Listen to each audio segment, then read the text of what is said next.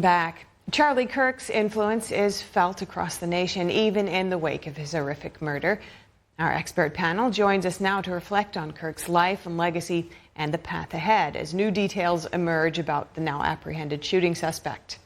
Drew Allen is an author and publicist who worked with Charlie just last year. And Sarah Parshall Perry is the Vice President and Legal Fellow at Defending Education.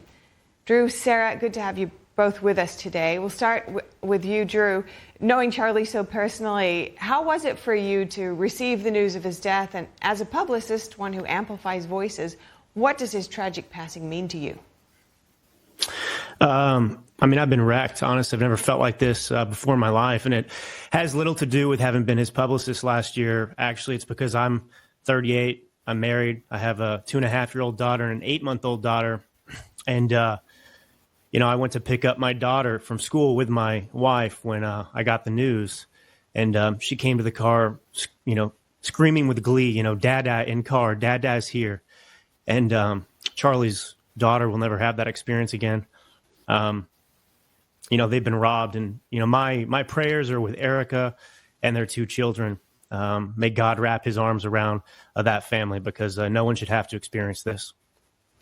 Yes, what a heartbreaking moment, and it continues to be. Sarah, Charlie focused intensively on college campuses, which he thought would benefit from more open debate. What is his legacy in the education space?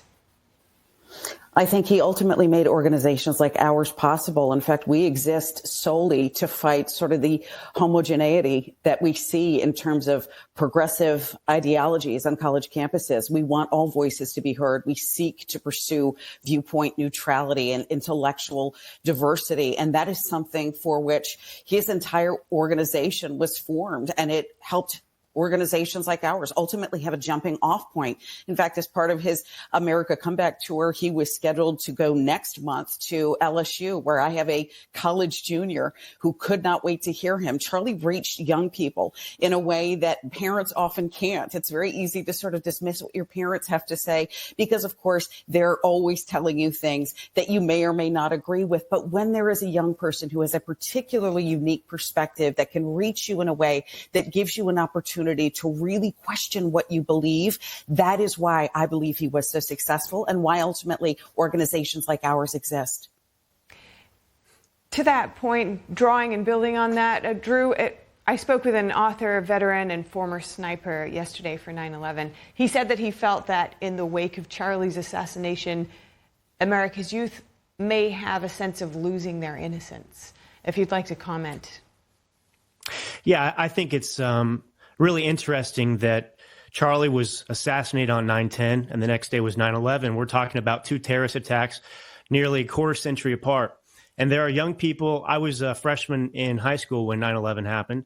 I remember that. I could make similarities to how I felt on 9/10 just a few days ago as well. But there's a generation of people that didn't experience 9/11. They weren't in walking, freshmen like me. And so this is a moment that is absolutely similar to that. We're talking about, back then radical Islam.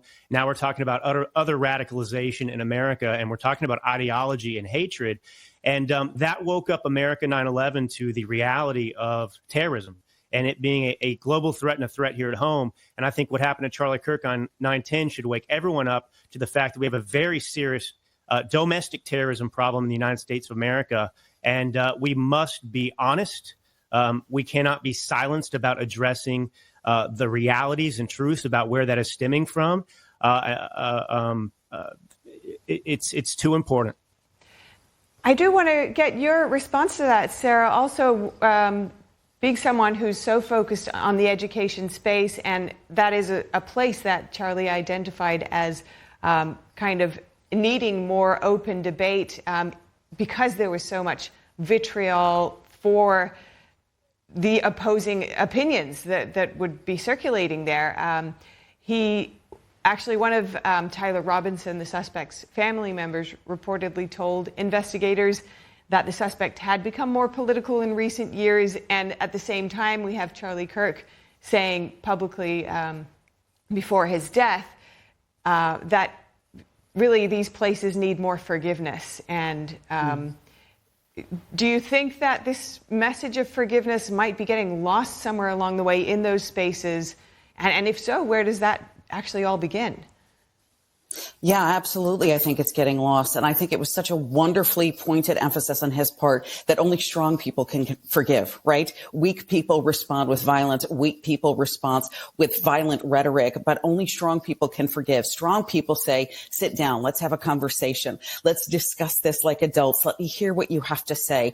I want to be persuaded. I treat you as a human being with value in the eyes of God. That is something that he did so eloquently and so well. He was undeterred by the fact that there were constant threats on his life, that he was the subject of violent rhetoric and criticism online, but he loved everyone. And that was such a remarkable ability, I think, for him to be able to hold those particular perspectives and also simultaneously recognize the worth of every individual with whom he could have disagreed.